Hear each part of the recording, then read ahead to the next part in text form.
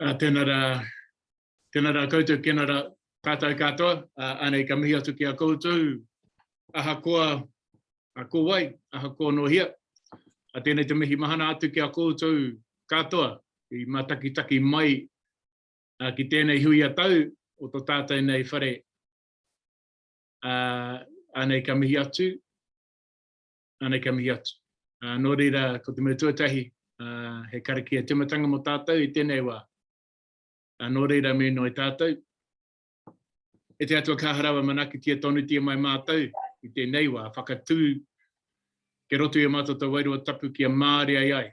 Te reri o tō tātou nei kōrero e pāna ki tēnei kapapanu nui o tātou. Ko tēnei o matine ino atu kia koe. Āmene. Kia ora, greetings and welcome to this, the AGM for the New Zealand Drug Foundation for 2021. It's a large hui. We have over 150 people on Zoom and about another 100 who are joining via the live stream. So it's fantastic to have so many people joining in, albeit electronically. It just shows, I think, the ongoing support for not only the Drug Foundation and the work that we do, but also the kaupapa that many, many others are also involved with. So he mi atu kia koutou katoa for taking the time to connect with us today. We have some media as well who have shown an interest and who are present. So he mi atu kia koutou katoa. You play an important role in getting quality and evidence-based information out to our public. So look, just so you know how the next wee while is going to go, we have an important, I think, kōrero from Michael Baker, who's going to touch on the ongoing inequalities and inequities for people who use drugs within the health system.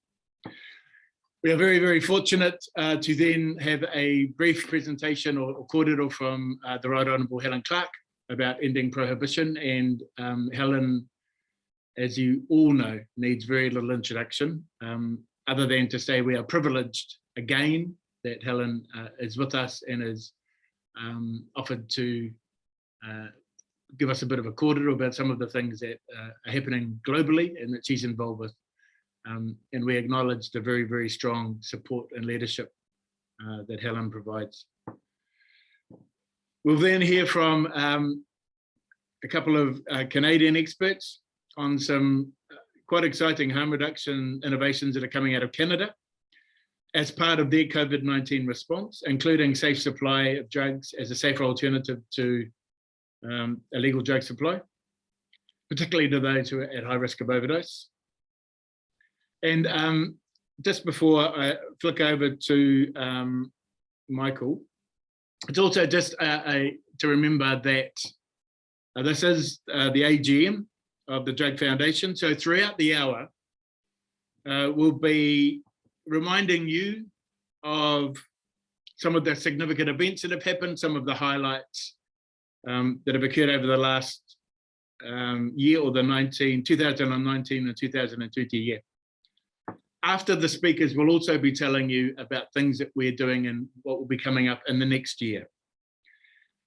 Just with the pace of life and COVID and everything else, it's very easy to forget, you know, what the achievements, the good things that have been happening and have happened. So here's the first one, and probably don't need reminding that we started this year, the 2021 year, with a close but disappointing outcome in the cannabis referendum for many of us. We were still running the On Our Terms campaign at the start of the year, but the final result then wasn't clear. What we do know is the vote was not a vote to do nothing.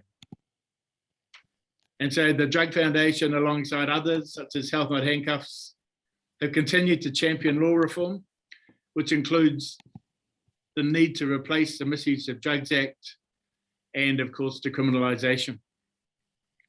Interesting to note there's very, very strong and fairly unanimous, it seems, support for decriminalisation since the referendum from all quarters. We also need to continue to challenge the racist and inconsistent impacts of the use of police discretion within the existing law. So there have been a number of opportunities for the Drug Foundation to lobby, comment, and keep those issues in the public eye and in the public agenda. Another thing, of course, that the government did fairly quickly was to legalise drug checking, and I think we were the first country in the world where to introduce legalised drug checking. So things haven't been all bad. It was as you may remember, it was introduced temporarily, I think, last summer, and then made permanent earlier this year. This is harm reduction in action, and we owe thanks to years and years of hard work, most of which was working in that legal grey area, which actually put themselves at great risk, to Know Your Stuff New Zealand, and especially to Wendy Ellison.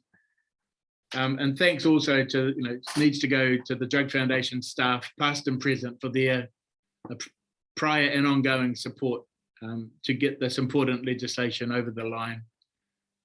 We know that already it's having an impact and reducing harm for people who use drugs. So, a couple of the highlights, a couple of the things that the Drug Foundation have been involved with and continue to be involved with, often behind the scenes over the last 12 months. So, look, it's now a great pleasure for me to introduce and hand over to Professor Michael Baker.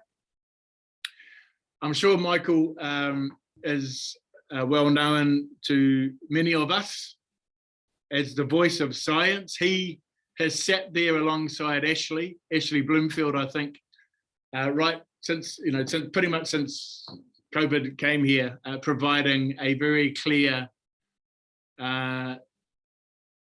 explanation of what was going on and what the issues around COVID that were impacting on the community. He very quickly became a credible voice, like I say, alongside Ashley. But he's not just academic eye candy. Michael has also had an involvement with harm reduction for decades, and I was fortunate a few years ago now to go to the inaugural harm reduction conference in Christchurch, which was hosted, I think, by the Needle Exchange, and a number of people who spoke acknowledged and mihi to Michael for the work that he did 30 years ago or longer to get the Needle Exchange program established and to advocate for harm reduction and looking after people who need that support. So just wanting to acknowledge Michael for the work that he's currently doing, the work that he has done. We're also very privileged to now have him on the board of the New Zealand Drug Foundation as well. So now I'd like to hand over, and Michael's going to tell us a bit about how the war on drugs has impacted our COVID-19 response. Kia ora, ka mihi, over to you, Eho. Well, kia ora koutou. It's great to be here, and thanks to Ari for the introduction.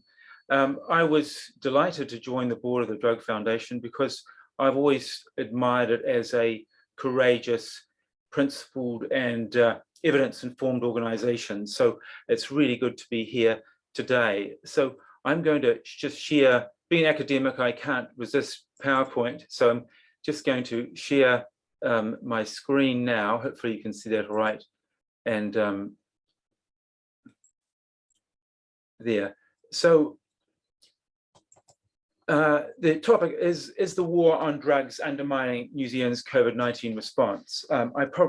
You probably know the answer, but I will get to that. And so what I want to do, and Tuari's mentioned about the last time we had a pandemic undermined by the war on drugs, and that was HIV/AIDS and injecting drug use more than 30 years ago. And I'll say a little bit more about that. And now we have a current pandemic undermined by the war on drugs, COVID-19 and the use of methamphetamine and other drugs as well. Why inequities matter with pandemics, as in everything else in the health sector. What would a harm minimization approach look like? And some actions we could consider now. So just to remind you, everything about pandemics, the core concept is epidemic, which is more than expected. You have localized outbreaks and global pandemics. So this is really the epidemic curve, which is just the incidence of something over time. And this was when I got I shifted down to Wellington. I was a registrar in various hospitals around Auckland, and I thought I'd have a year out in Wellington working for one of the ministers of health. It's quite a long story how I got to be there. And when I arrived there, HIV/AIDS was really hitting New Zealand and terrifying people. And it was one of those moments where people were looking for solutions. And the minister asked me to look into what we should do about the transmission of HIV/AIDS by injecting drug use. And a lot of this was really new to me. I was pretty green, I realize now. But I did get introduced through mutual friends to groups of very smart, principled injecting drug users who basically just introduced me to the idea of harm minimization and making needles and syringes more available. So that became my main activity while I was in the minister's office. And so this is, again, it was Michael Bassett, and there was already some work happening on the policy space. And we basically, the scheme was, the legislation was passed by an order in council, so it wasn't actually legislation, it's regulation, 1987, and it started on the 16th of May, 1998. So it's over 30 years ago. And this was actually the first national program in the world. So this is just showing the huge increase in distribution of needles and syringes through the program. So that's one measure of, I guess, accessibility, a bit like how we measure distribution of vaccines as a measure of success now with battling COVID-19. One of the remarkable trends over time was the switch from distribution through pharmacies to the rise of the needle and exchange programs and outreach workers. So this was the community actually taking control and ownership of this service. And that, I think, was a real turning point when it went from just provision of a service to actually active engagement and ownership by the community. So what is the impact of the NEP? Well, this is showing the HIV infections diagnosed in people with a history of injecting drug use. And you can see this is no history, and this is people with a history, and it's basically been a tiny proportion. So I think this program and the work of the exchanges and the whole sector, it's not just the NEP, it's everything that went with it, has been very successful in keeping HIV/AIDS out of this community, and obviously, resulting in big societal benefits as well. So if we, fast forward more than 30 years, we have another global pandemic, a different virus. Obviously, it's transmitted by the respiratory mode rather than in blood and other body fluids. And this, unfortunately, is what's happened in New Zealand. We had our elimination strategy, and now we've got this sustained Delta variant outbreak. So again, New Zealand has shown its ability to translate science into very progressive responses. And this was when New Zealand adopted the elimination strategy. It didn't use that word for quite a while. We used it, we wrote about the elimination strategy, but they really effectively did it by the announcement on the 23rd of March, saying we're going to move into the most intense lockdown possible with only 100 cases and no deaths. And around the world, people thought that was a huge call, almost a huge overreaction. And history, of course, has shown that this was absolutely the right thing to do. So this just to remind you of the countries in the Asia-Pacific region pursuing elimination strategies. Some have pivoted away, like notably Singapore from that. And this is like cumulative COVID-19 deaths per million people. And this is the countries of that we normally look to for leadership, Europe and North America, and the US and the UK, with obviously huge resources for pandemic control. And we can just see that they have been very unsuccessful in reducing the really quite appalling toll that this pandemic is taking on human lives and well-being. And what we're seeing in these countries is in the first year of the pandemic, 1 to 2 years of life lost, which is of life expectancy, which is a phenomenal impact. So one of the first lessons from this is the response is the critical need to focus on equity. This is just showing the earlier stages of the Delta variant outbreak in Auckland, where alert level 4 and was working very well at preventing widespread transmission, but it failed dismally with interrupting transmission in marginalized groups. And so at a certain point on the 4th of October, the government announced a transition away from elimination. They didn't say to what, but a tight suppression approach. And then the traffic light system came in, which was basically an indoor vaccine mandate. So the problem here was we didn't adapt our strategy for the fact that the virus was being transmitted in marginalized groups who are very poorly served by health services and very poorly connected with the prevention program. So this is another measure of equity. This is looking now at the delivery of vaccines to alcohol and drug service users, and showing that we're really performing very poorly with delivery in this population. And the same concern has been expressed about low coverage in Māori, although there's a very active program to close that gap, and that is starting to succeed. This is showing the same data, just broken down slightly differently, looking at the general population, alcohol and drug populations, and then Māori and Pacific service users. And you can see with both first and second dose, we are not really delivering vaccine effectively to these groups. So the war on drugs doesn't work. I mean, we've had 50 years now of evidence saying that it doesn't work. And many of us, all of us know the reasons about the fact that when we look at something like COVID-19, it thrives in stigma and secrecy. Criminalization makes it hard to engage with people marginalized in the health system, the effects of heavy policing, and often I think just even low priority afforded to groups that are stigmatized and where there's a lot of stereotypes and prejudice. So really, these are some of the reasons why the environment we've created really makes it very hard to deliver services to this group. So what works? I mean, again, I'm sure many of you on this in this meeting will know what works because you're actually involved in doing it. But obviously peer or other close relationships help to mediate the delivery of vaccines, testing, contact tracing, taking services to people rather than expecting them to necessarily front up to pop-up clinics and so on. Things like financial incentives and really co-designing solutions with people who use drugs and civil society, that's various government agencies. So it's more of a partnership model, and obviously trying to minimize the effects of police or council harassment, which may again drive a wedge between service provision and these communities. So what are some of the conclusions we can take from this experience? Harm reduction works, and we only have to look at our own experience in New Zealand. We can also look internationally.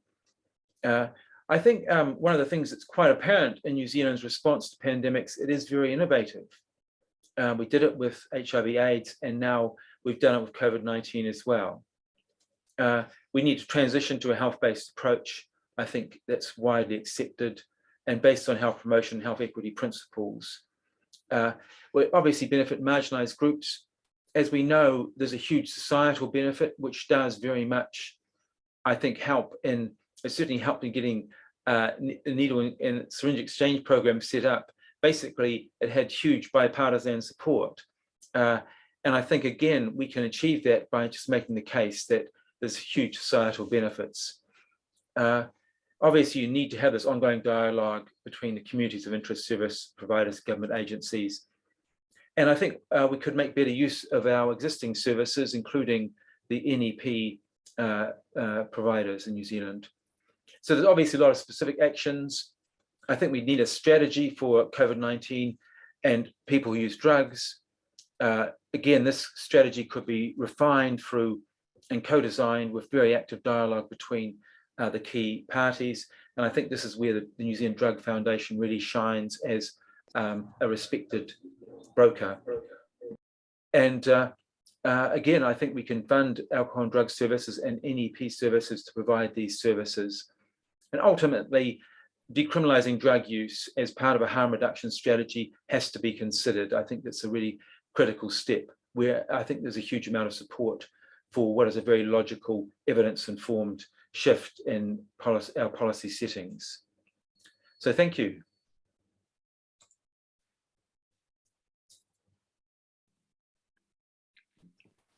Kia ora, and thank you, Michael, once again for a very, very informed and thought-provoking presentation that also gives us some very, very clear guidance as to where we need to be heading. So what we're going to do is just, we have got questions, but I will encourage you, please, to put your questions in the chat section. And after we've heard from the next two presenters, we're going to have a little session where some of those questions can be answered by Michael, Helen, and our two guests from Canada. So I hope that's okay. But please feel free to send your questions through via the chat function. And I hope that's okay. So once again, he mihi atu ki a koe te rangatira e mako. Ka nui te mihi atu ki a koe hoa. He rangatira koe ka runga tēnei te kaupapa nunui o tātou. Just acknowledging your leadership and chieftainship in this work that we all do. He mihi atu ki a koe. Thanks, Tori. It is now as always,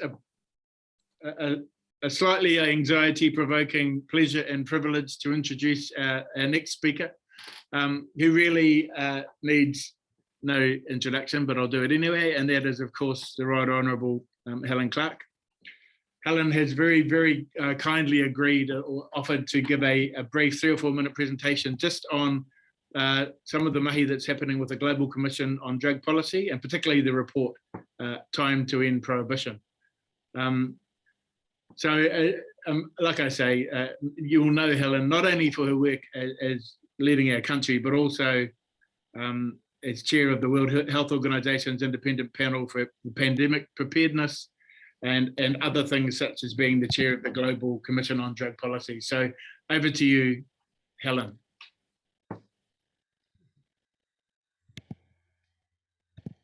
Can you turn my video on?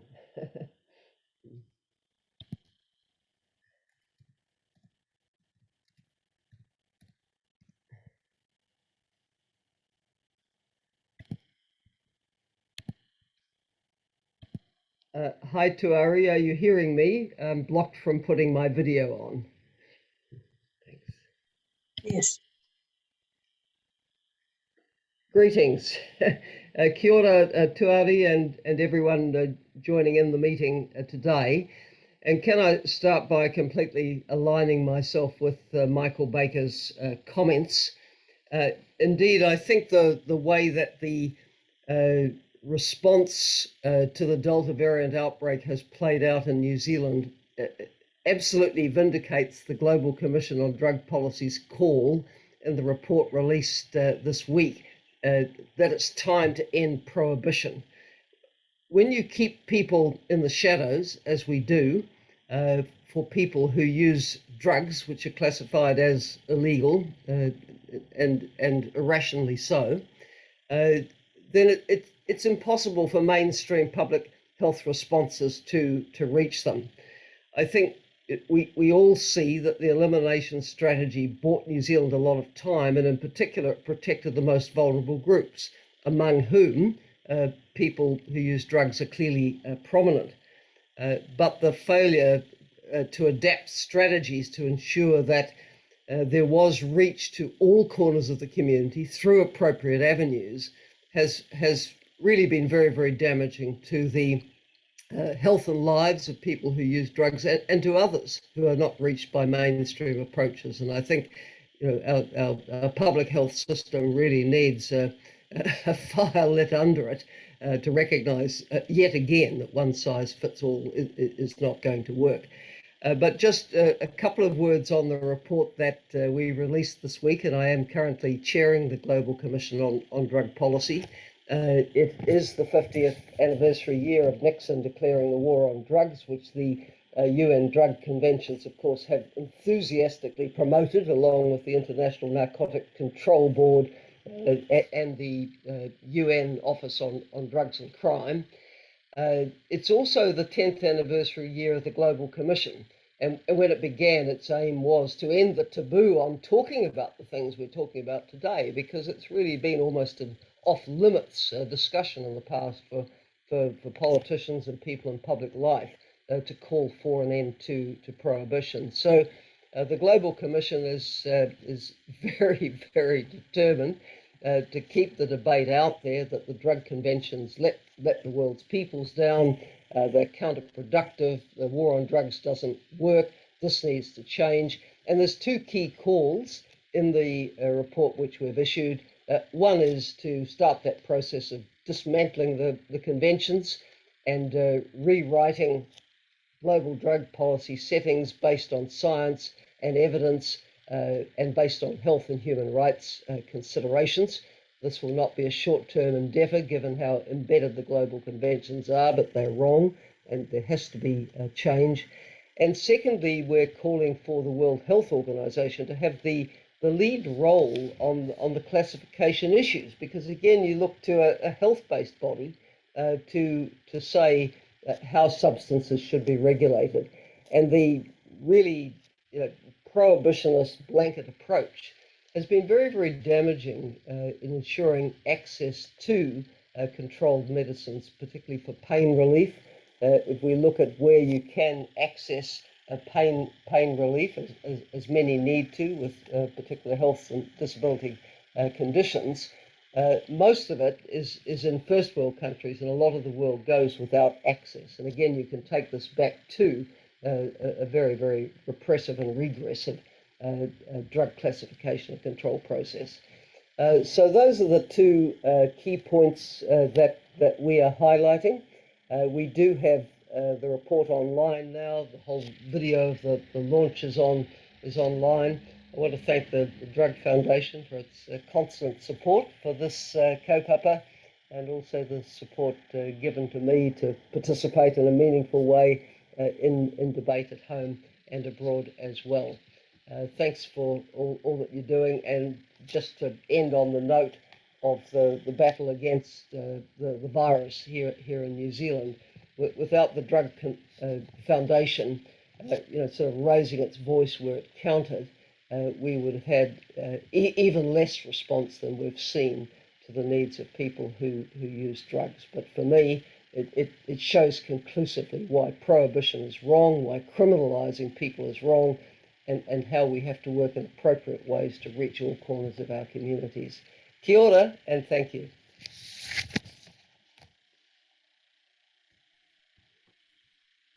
Kia ora, and thank you very much for that,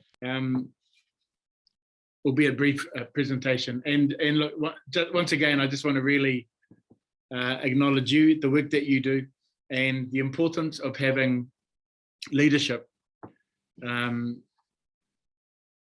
such as just leaders like yourself, Michael, and others, to really add mana and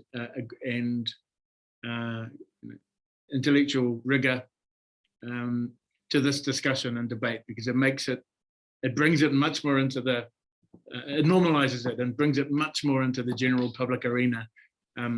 It's as you know, very easy for people like us who are involved in harm reduction to be sidelined. So just the work that you're doing and the mana that you're bringing to this kaupapa is just hugely valuable, and we really thank you for your ongoing support. He mihi atu ki a koe, and thank you once again. Kia ora, and now I'd like to hand over to Sarah to introduce our next speaker. So over to you, Sarah. Kia ora tātou. Lovely to see everyone. I wish I could see everyone. This webinar format's a bit like doing radio. You have no idea who's out there, but I have the real pleasure of introducing two incredible speakers. I was lucky enough to meet with them recently and was just glued to the screen, hearing from them about some of the incredibly innovative work that's happening in Canada. So to hand over to Dr. Amanda Slaunwhite and Dr. Palis, and they're dialing in from BC, where Dr. Amanda Slaunwhite is the Senior Scientist at the BC Centre for Disease Control and is an adjunct professor in the School of Population and Public Health at the University of British Columbia, with an expertise in overdose, substance use, addiction and mental health. And the work that they're doing is incredibly groundbreaking and also ties into this COVID-19 topic as well. Kia ora, welcome. Thanks so much. I believe somebody's going to be sharing our screen for our presentation.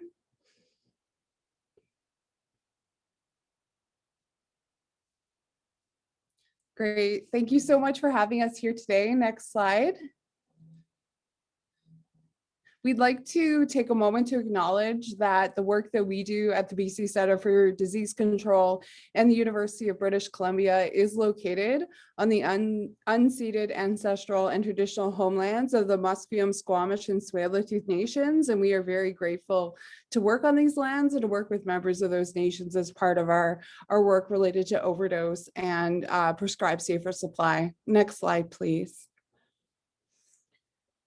So BC has been struggling for quite some time with overdose. I think it's important to kind of step back and see what has happened over the past 5 years. So on average, since 2016, BC has had a rate of overdose that is attributed to illicit substances that is double the Canadian average. And this has been the case going back, like I said, to 2016.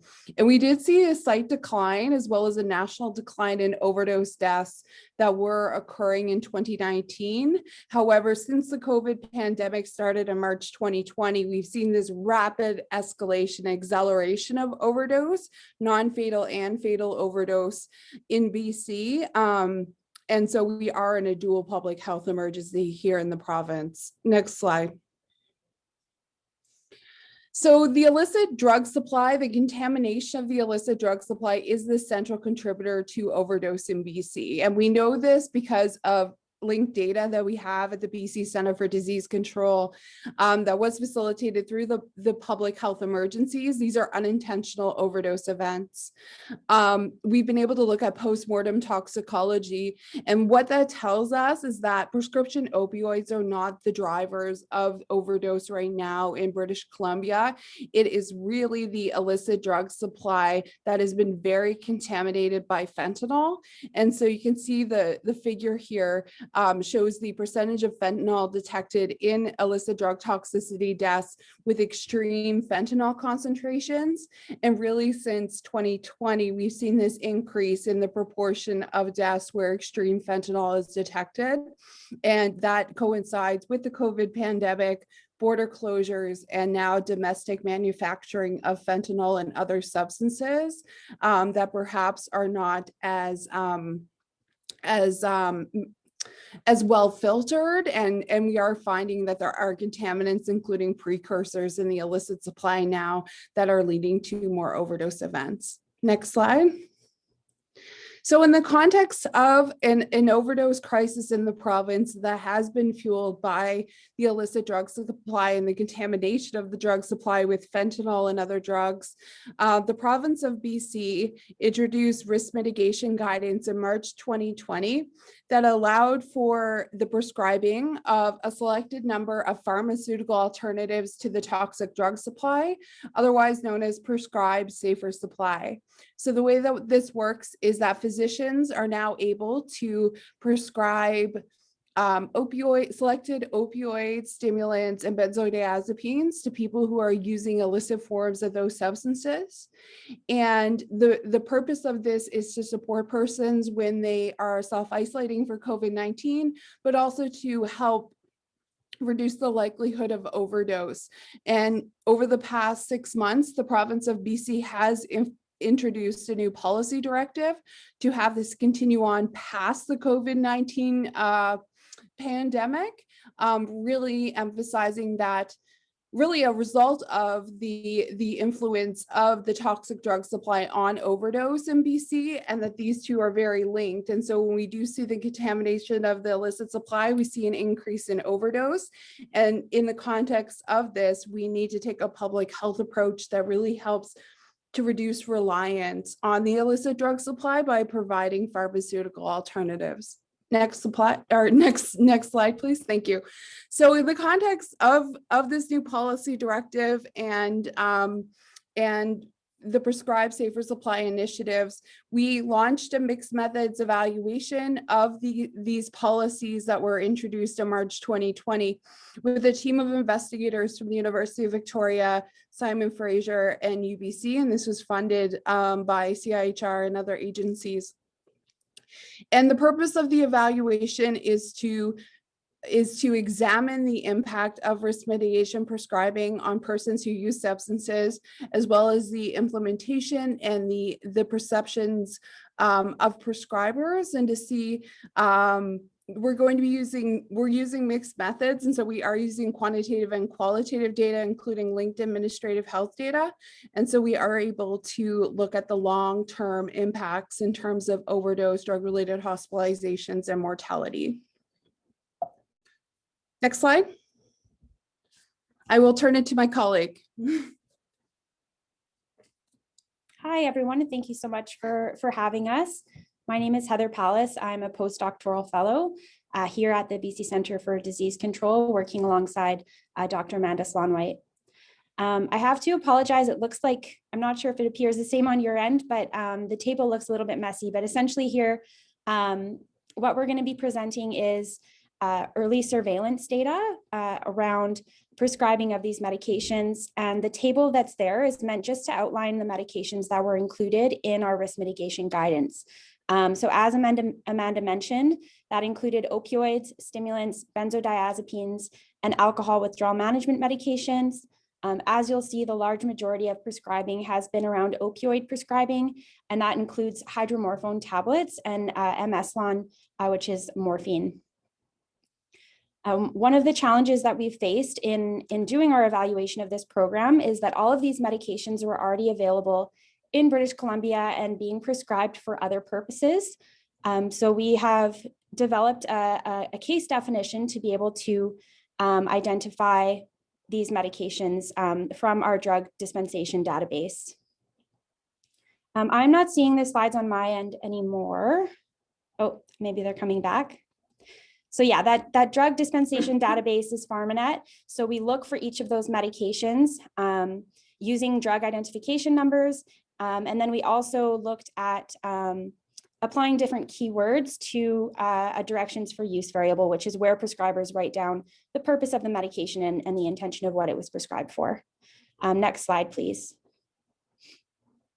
So what we identified, which was that from March 27th, 2020 to the end of October of this year, there are over 11,000 people in our province that have been prescribed these medications.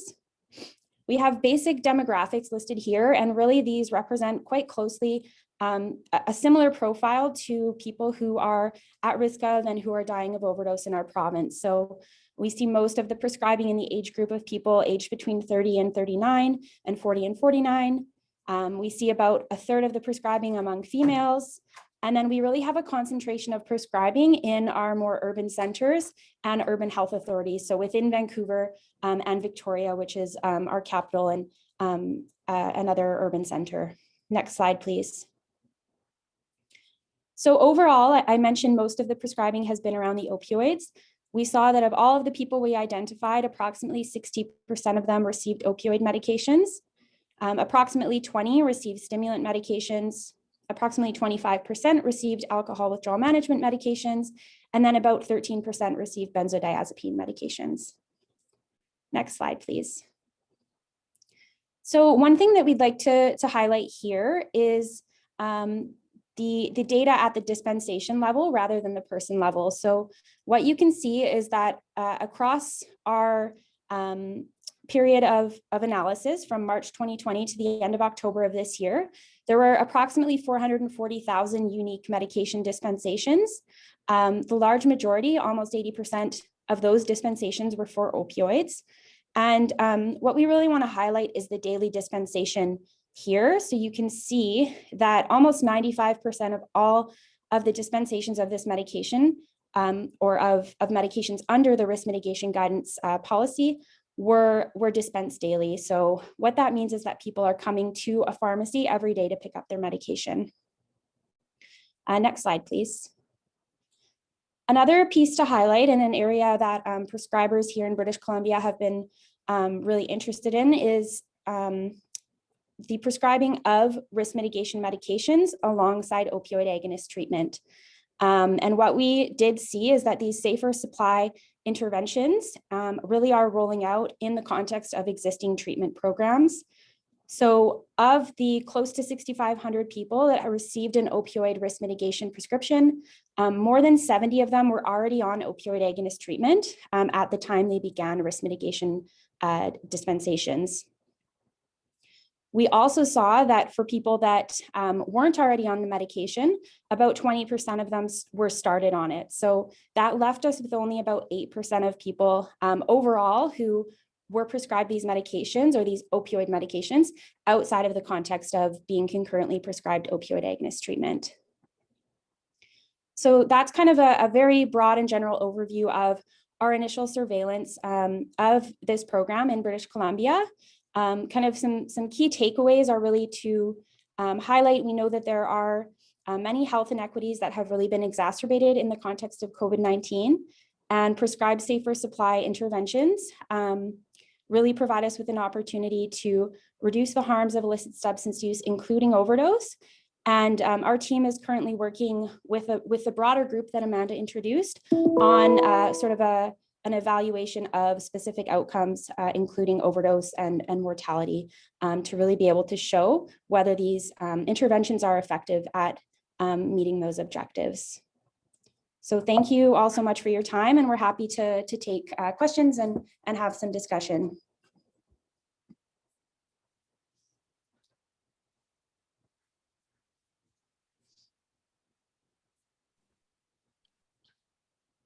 Got it, and thank you for that. Now I'm just going to hand over to Hayden to let us know if there are any questions or comments that are coming through from. Yeah. Kia ora tuari. Yeah, I've got the unenviable role of trying to determine the questions that we've got and pose them to our different speakers. Thanks also much for your really interesting speeches. We've got a question here, which I think is for Heather and Amanda. Was a question about whether the overdoses are intentional. Not sure. I think that came from earlier. No, these are unintentional overdoses. Yeah. Great. That's how was the prescribed drug program advertised to users at risk of overdose? So that's an interesting question. So it was introduced or was advertised to people who use substances through drug user organizations. I do think it was a little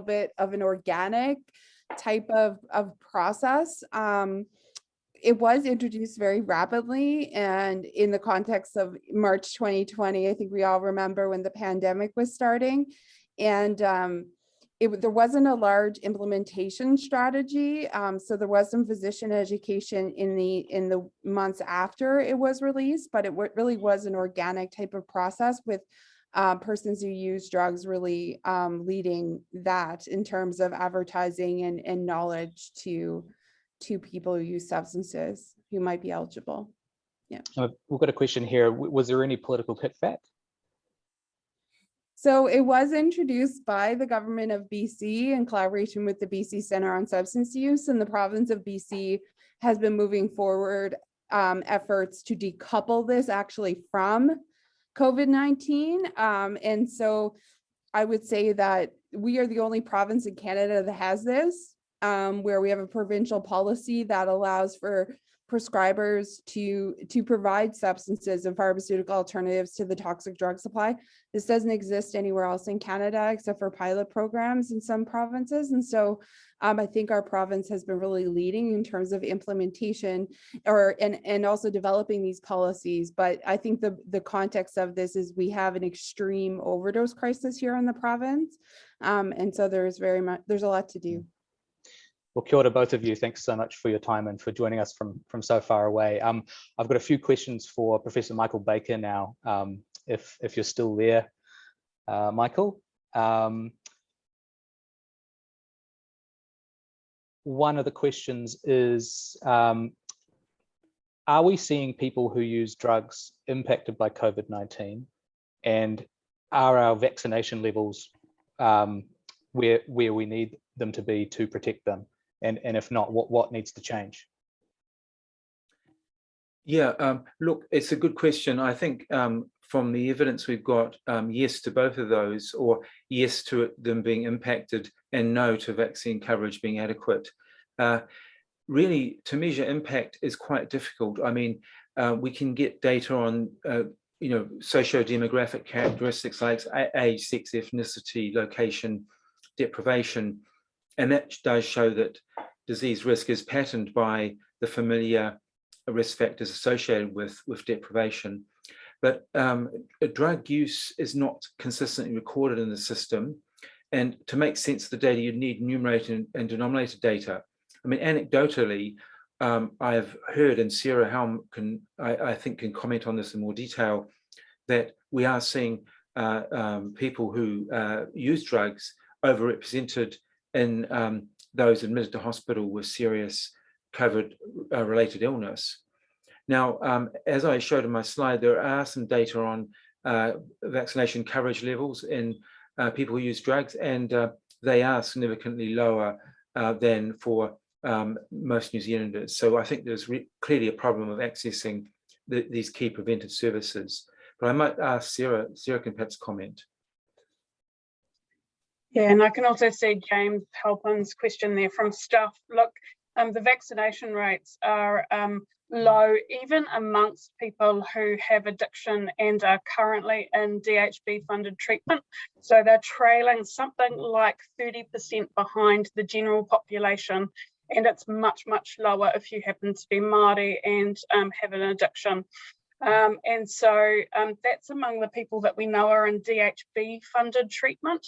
People who are experiencing significant drug harm or addiction or drug use, we suspect the rates are even lower. And what we know we need to do from the international data and from our mates who have managed to do it both in Canada, some of the people we're speaking to earlier, and from parts of the country where they have been successful, is put the vaccination right in front of the person and have somebody there to mediate the conversation. So what we badly, badly need is some funding put into our AOD services and our needle exchanges to enable those lowly funded organisations to be able to get alongside their service users. And what we also need is vaccinators to be located in the service. You need to be there then right in the moment to be able to vaccinate our most impacted communities. They're not going to rock up to a mainstream event, wake up at 10 a.m. and go, gosh, it's my day to get vaccinated. We need to handle it differently. And because we are seeing that significant harm impacting some of our most affected drug and methamphetamine users, we need to get in there right now. We don't have long before we continue to see COVID in other parts of the country. Kia ora. Kia ora, and Michael, I might give you the opportunity to add anything if you want to James's question from Stuff. So his question was your thoughts on whether people whether there's been a failure to stop the spread of COVID amongst people who use drugs, particularly people who use methamphetamine, and what should be changed with the rollout. I know we've kind of touched on this already, but anything else you want to add? Yeah, well, I think we've got objective and anecdotal data. I think there's good objective data that coverage is lower in people who use drugs, vaccine coverage, so that's a failure of delivery. But we've got very good anecdotal data that I think much of the failure to control the Delta variant outbreak in Auckland was related to problems of a strategy that was not reaching people in marginalised groups. And I didn't do the frontline work in Auckland, so this is secondhand information, but it did seem very apparent that we needed a change in strategy. We needed to refresh it. Alert level 4 controls, the alert level system was working well for Auckland in general. Go early, go hard model was extremely effective, but we needed to do something different, something additional, which was a highly targeted approach, which we didn't do. So that lack of adapting our response to the circumstances in Auckland, I think, has resulted in a huge price for New Zealand, not just for the affected communities, but for our whole society. And I think this is a huge learning opportunity from that experience that still applies now. I mean, those principles are still there, but the stakes have changed a bit. Now it's much more, as we know, with suppression, it's trying to minimize harm across the whole population. So it's very different from when we were, very close to eliminating the virus in Auckland. Well, kia ora, Professor Baker. Thanks so much for your time again. And thanks everyone for all your questions. Unfortunately, we're running short of time. I've got to hand back to Tuari to continue on with our meeting. But kia ora. Thanks. Yeah, kia ora, and thank you. Thank you to all of the speakers and to those of you who have been asking questions. It is, we are doing what we have to do because of the current environment, but I just know that many of us will be looking forward to the opportunity to get together next year, where we have more time to discuss and debate some of these really important issues that we're all facing. But once again, thank you to the speakers for sharing your wisdom with us and your time. Ngā mihi atu kia koutou. So look, now we are running out of time, and we need to move on and move into the sort of formal part of the Drug Foundation's annual general meeting. The boring bit, as some people describe it, not me, which is where we need to do the sexy stuff like pass our audited financials and things like that, which I know many of you will be excited about. But look, what I'd like to do just before we move into that part of the meeting is to thank the media, to thank our live stream audience, and all of those of you who won't be staying for that part of the meeting. The next part of the meeting is really for registered members of the Drug Foundation. Thank you for your ongoing support and interest in what we're trying to do. And just a reminder that while we have different roles in different places, it's important that all of us do what we can to push these kaupapa through. Just while Michael was talking, Orini put through a comment about having taken a client who's been living in a car to get her second vax just yesterday. So I think these issues, ultimately it's about people giving a damn about each other and doing the right thing. So I just want to mihi out to all of you for participating, albeit from your desktops, from your lounges, and from your computer screens. He mihi atu kia koutou. And now I'd like to formally move the meeting over into the AGM. We need a quorum of members to stay on, so please don't all escape. Sarah, I think Sarah's got names anyway, but we also want to encourage others from the sector. You can stay on and talk a bit longer if you want to, but like I say, we're just going a couple more bits and pieces to get through before we finish, probably just after 12. So the first thing we need to do, as I mentioned before, is to receive our audited financial report, which I know will be thrilling to many of you, but it is a really important part of our business, and allows us to continue to do the work that we do. So the audited financial report, I think, was emailed to all registered members of the Drug Foundation this morning. And I think very soon on the screen, you will be excited to see the main page of the report, which shows that the bottom there, that's basically the main page of our financial performance.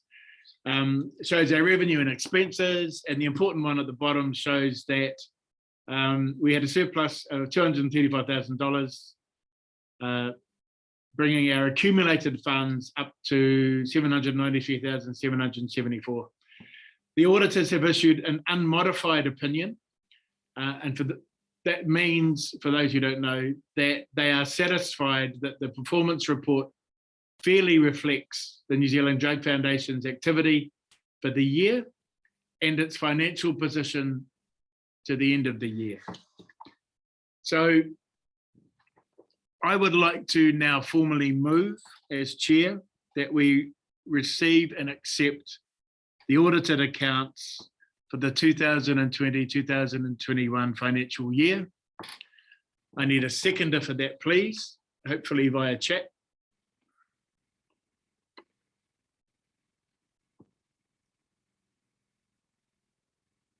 Anybody? Seconded by Trish. All those in favour say aye. I can hear you. Kia ora, and thank you.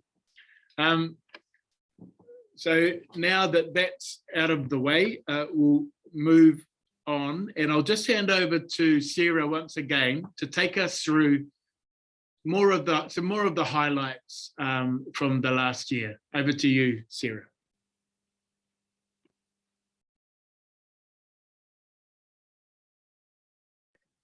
Kia ora, tātou. Maybe if Hayden could flip the screen over. Lovely that we've got a few people that are joining us as members. Thank you for that. That helps with the quorum, so that's fantastic. We'll record you as members officially at the minutes, and I'm taking that in the chat. Hayden, are you still there? Can you flick on to the next pages? But I'll just start talking. So I'm just going to run through just a few highlights, I think, for the year. If we have 5 minutes, we're already at time. So if we have still people on the call, we'll keep going into talk about what we are planning to do in the coming year. But basically, one of the things that I think is about to come up is our new website and more like online presence, The Level. We spent much of the financial year we've just reported on building up and revamping what used to be called our drug help suite of sites into the new resource, The Level, which was shared just in September publicly. It's more of a repository of harm reduction and help seeking information, and then now we have this proactive social media presence. And just in its first 2 months, The Level had over 1 million Facebook impressions and 785,000 Instagram impressions. Next page. You may or may not remember our parliamentary symposium, which again, our parliamentary symposium took us, our sector law reform, harm reduction and a health-based approach to drugs right into the heart of Parliament. We were hosted graciously by the Minister, Andrew Little, and we had some fantastic speakers. You'll remember who are on the screen now, including a couple of people who have just spoken now, our wonderful Right Honourable Helen Clark, Professor Michael Baker, Fiona Patton, Professor Nicole Lee, Dr. Huhana Hickey, Johan Hari and more. And those ripples from that event are still being felt today, actually. And Oscar Kitely actually was our MC, who was just fantastic. So that allowed us to really take the issues right into the heart of Parliament. Next slide. Two to do. And I'll just skip on to the next slide briefly, but you can see there it's an incredibly celebrated approach and is helping to shift schools from a punitive to a pastoral model. And we are really gearing Tutoru up significantly. So I expect to see more on this in the coming years. And building the capacity of health services to work alongside school communities using the proven Tutoru approach, resourcing health services to work with local school communities and sharing this approach and its impact with more school communities as we go, so that students, you know, our ultimate goal, one of our main strategic goals for the organisation is keeping young people, students engaged and at school and moving away from expulsions and exclusions. We would love to see an end to exclusions and expulsions. And unfortunately, as some next slide, stats that we're about to release as our next State of the Nation report will reveal a little bit more about that in the months to come. But in late 2020, we released two important documents, the State of the Nation report, which is our roughly annual report or stock take on the issues. And we also briefed the incoming Parliament, and we continue to engage with people right across the House on the issues. And we sent this briefing to the incoming Parliament to every parliamentarian. Next slide. Yes, so I'm going to talk about the next year. One of the things is it's more of the operational, it's more a governance matter, but our strategic plan does sort of come to an end in the middle of next year. So we are taking a look at things into the early part of next year around our strategic planning. Of course, we also have a laundry list of things that we want to achieve and are continuing to work on.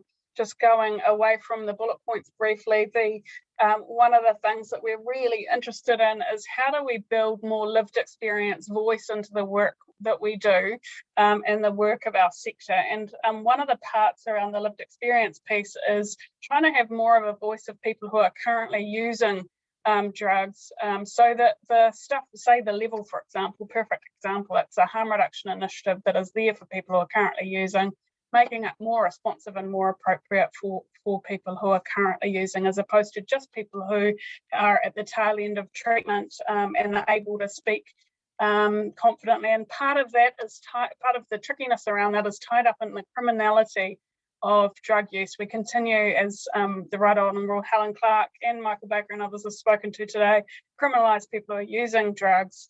And we need to shift away from that. So law reform continues to be an important part of our agenda. We can't shift to a truly health-based approach or harm reduction approach to drugs while we continue to criminalise people. We have been doing some work on thinking about if we truly had a health-based approach to drugs, aside from shifting our legal settings, what would be in place? What would the harm reduction services and activity and health services be there for people who use drugs? And, you know, it's almost hard to imagine because it's such a stark reality at the moment is that there is very little being invested in aside from supply control and treatment. And of course, our new fantastic work on the newly funded, I guess, in drug checking and the needle exchange. So there's a lot to come there, and what we hope to do in the earlier part of next year is start consulting with wonderful people like yourselves to find out what you think on our early thoughts. Tutoru will continue to grow, which I've already spoken to. We really hope to move into, alongside our partners and friends, a destigmatisation, or I'm told that stigma isn't a language anymore, that we've shifted towards talking about prejudice. Both of those still feel incredibly relevant in the addiction and drug space. but moving into more of a destigmatisation or trying to remove prejudice campaign. We'll keep your fingers crossed for us in trying to move towards that. We will, of course, be providing drug checking and be working alongside Know Your Stuff and others to help to do that. And our particular focus around drug checking is improving equity of access. We will also be continuing, we hope, to grow the level so that it's something, you know, one of our things that we talked about recently as a team is that people who use drugs just know that the level exists and that that's the place to go if you want reliable harm reduction information. And it's also the place you go if you want current advice and you want to interact with some other people as part of our vision and aspiration for that. We also have some other topics that we really want to do some work on, and one that's missing off there is Rewired. So we have been working alongside the New Zealand AIDS Foundation to provide a program for men who have sex with men who are part of the chemsex scene to try and reduce some of the harm from methamphetamine use. That's been growing incredibly well. We would really love to see it grow from beyond Auckland around the country and be a solid and reliable offering to men who have sex with men. There are some other issues like workplace drug testing that we really want to do something about. Naloxone access, which we have been doing some work on to date, and we hope to gear up some more next year alongside the needle exchange. Overdose prevention is a huge gap in our country, full stop, at the moment, from mobile services to a space to training, all of those aspects. And of course, we anticipate COVID is going to continue to impact the country, but also specifically our populations that we're working alongside. And that is all from me for now, I think. Kia ora. Handing back to Tuari perhaps to close our meeting. Kia ora, and thank you, Sarah, just for that run through of what we've got coming up. And obviously, you know, it's going to be a busy year. And a busy few years, because these issues aren't going away, and the right thing to do is the right thing to do, and we will continue to fight for that. Look, I just want to, I'll finish off just acknowledging once again everybody who has been a part of this, zooming in from all around the country. Also, all of you for your ongoing support of the Drug Foundation and the work that we do. Acknowledging our partners, and there are many of them, and just recently we've had lots to do with the needle exchange, Te Rawora, Know Your Stuff. You know, there are lots of groups who are aligned philosophically and with our kaupapa who are doing really good work out in our community. So he mihi atu tēnei kia koutou katoa. Just also, look, one of the things I didn't do right at the start was I, at this time last year, gave, I think, a fascinating and moving valedictory speech about my time on the Drug Foundation coming to an end. And here I am, and I didn't explain that. So I'm just sitting in really as acting chair of the Drug Foundation. Our amazing chair, Kylie Quince, had to take a bit of time to focus on leading a whole bunch of things nationally, including the first Māori Dean of Law at AUT. She's on the National Parole Board and on pretty much every important government review that there's been over the last 12 months. So I just want to acknowledge not only Kylie, but also the rest of the board of the Drug Foundation for your ongoing support and commitment. Most importantly, the staff of the Drug Foundation under your leadership, Sarah, I think is doing an amazing job. You continue to advocate on all of our behalves for people who in many quarters aren't treated with mana and respect and dignity, and aren't even acknowledged or counted. So really just want to acknowledge the work that you and your team do on all of our behalf. It continues to be amazing for what is, you know, still a relatively small organisation. So he mihi atu kia koe hoki. Nō reira ko mutu tēnei huinga mo tēnei wā, he mihi atu anō tēnei atu kia koutou katoa.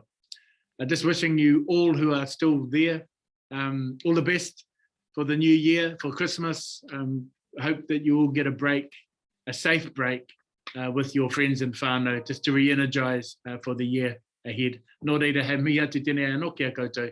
A kumutu tēnei huinga o tātou, me ino i tātou, kia tātou katoa. Kia te whaata tātou ariki ai hukarauti. Me te arahoa te ato, me te whiwhinga tahitanga ki te wairua tapu. Ake. Amene, kia ora, ka kite.